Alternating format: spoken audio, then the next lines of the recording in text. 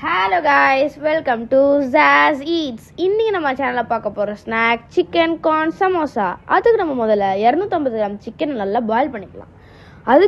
அது கூட நம்ம 1 teaspoon chilli powder, 1 teaspoon pepper, 1 teaspoon ginger garlic paste, 1/2 teaspoon turmeric powder சேர்த்து கொஞ்சம் உப்பு சேர்த்துட்டு அதில் தண்ணியை நல்லா அதை வந்து வேக வச்சுக்கலாம். நாங்கள் கார்னையும் சேர்த்துக்கிட்டோம், ஏன்னா இப்போ வந்து நம்மளோட சிலிண்டர் இஷ்யூனால.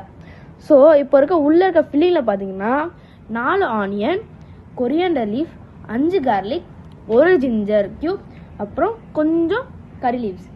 இது நல்லா ஃபைனாக சாப் பண்ணி வச்சுக்கலாம். ஆனியன் நல்லா நீளமாக சாப் பண்ணி வச்சுக்கோங்க. இப்போ வேக வச்சு இந்த சிக்கனை நம்ம என்ன பண்ண போகிறோம்னா சின்னதாக சாப் பண்ணி ஒரு பிளேட்டில் வந்து தனியாக வைக்க போகிறோம்.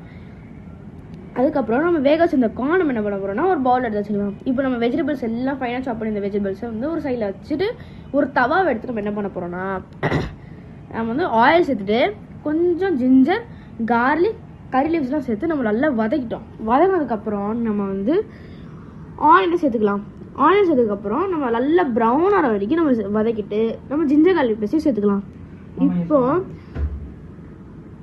1 சில்லி பவுடர், கொஞ்சம் பெப்பர், கொஞ்சம் coriander powder, 1/2 teaspoon turmeric powder, கொஞ்சம் சால்ட் உங்களுக்கு தேவையான அளவுக்கு, 1/2 டீஸ்பூன் கரம் மசாலா, இது எல்லாத்தையும் சேர்த்து நல்லா வதக்கிக்கோங்க.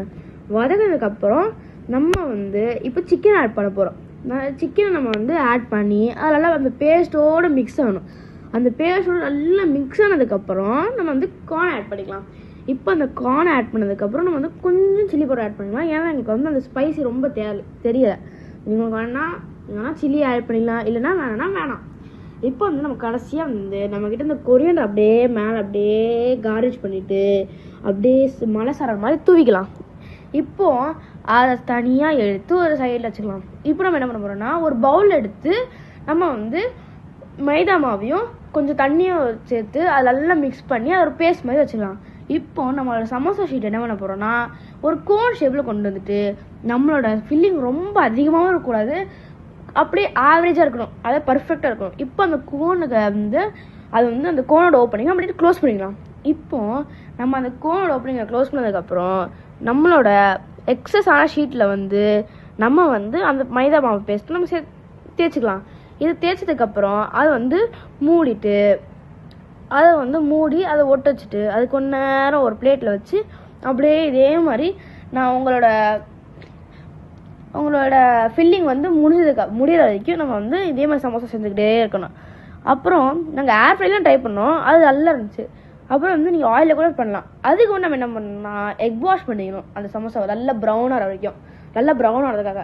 இப்போ ஒரு ஆயிலில் ஒரு தவாவில் வந்து ஆயில் எடுத்து அது நல்லா கிறிஸ்பியாக ஃப்ரை ஆகிற வரைக்கும் நம்ம எடுத்துக்கலாம். இப்போ ஒரு பிளேட்டில் வச்சு அது வந்து சாட் மசாலாலாம் தூவி சாப்பிட்டு ஆஹா க்ரன்ச்சியாக இருக்கும். மறக்காமல் லைக், ஷேர் அண்ட் சப்ஸ்கிரைப் பண்ணிவிட்டு எங்களுக்கு வந்து ஒரு கமெண்ட் பண்ணிடுங்க எப்படி இருந்துச்சுன்ட்டு. Thank you very much. பை பாய்.